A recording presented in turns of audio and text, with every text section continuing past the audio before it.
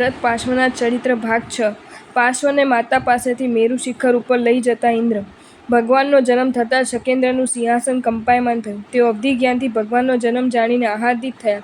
અનેક દેવદેવીઓના પરિવાર સાથે વારાણસી આવ્યા. સાથે ભવનપતિ, વાનવંતર, જ્યોતિષેક અને વૈમાનિક દેવનિકાયના ઇન્દ્ર અને દેવગણ પણ આવ્યા. તેઓએ ભગવાન અને માતા વામાદેવીને 3 વાર પ્રદક્ષિણા કરી નમસ્કાર કર્યા. માતાને અસ્વાપિના નિંદ્રા આપીને અને ભગવાનનું પ્રતિબિંબ ત્યાં રાખીને ભગવાનને મેરુ શિખર ઉપર લઈ ગયા.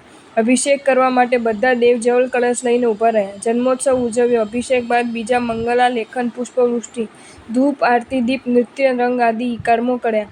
પછી ફરીને ઇન્દ્રે ભગવાનની માતાની પાસે મૂકી દીધા અને નંદેશ્વર દ્વીપમાં અષ્ટાનિકા મહોત્સવ કરીને સ્વસ્થાને ગયા. પુરુષાર્થ અન્ય પાર્શ્વનાથ ભગવાનના જીવે પૂર્વભાવમાં 500 વખત અભિષેક કર્યું હતું. 108 પાર્શ્વનાથમાંથી 87 શમીના પાર્શ્વનાથ.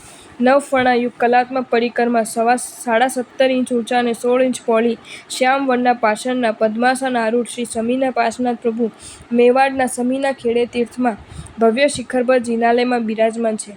8મા સૈકાની એક ધાતુ પ્રતિમા આ તીર્થમાંથી મળી આવેલ છે, જે તીર્થની પ્રાચીનતા પર પ્રકાશ પાડે છે. ખડતર ગચ્છના સમર્થ આચાર્ય શ્રી જીનચંદ્ર સુરી અને દાદા શ્રી જીનકુશલ સુરીજીની જન્મભૂમિ શમીના ખેડા છે.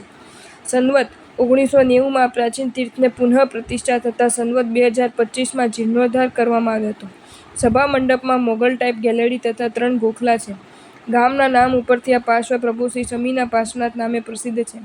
સંવત 1721માં રચાયેલી શ્રી મેઘવિજય ઉપાધ્યાય કૃત શ્રી પાર્શ્વનાથ નામમાળામાં પણ શ્રી શમીના પાર્શ્વનાથ ભગવાનનો ઉલ્લેખ છે. શ્રી શમીના પાર્શ્વનાથ પ્રભુ આ એકમાત્ર તીર્થ હોવાનું જણાય છે. અમી રસ તણી અમીધાર વહેતા, હે પ્રભુ તુજ નયનમાં. સમતા તણી સરવાણી વહેતી, હે પ્રભુ તુજ વયનમાં. શમી જતી શમીના મહી તુજ દર્શનથી દુર્ભાવના. શમીના પ્રભુ ભાસને ભાવે કરું હું વંદના. જો તમને આ વિડીયો ગમ્યો હોય તો આ વિડીયોને લાઇક કરો અને શેર કરો અને આવા જ નવા વિડીયો જોવા માટે જૈન ફેક્ટ્સ એન્ડ સ્ટોરીઝની ચેનલને સબસ્ક્રાઈબ કરો. ધન્યવાદ.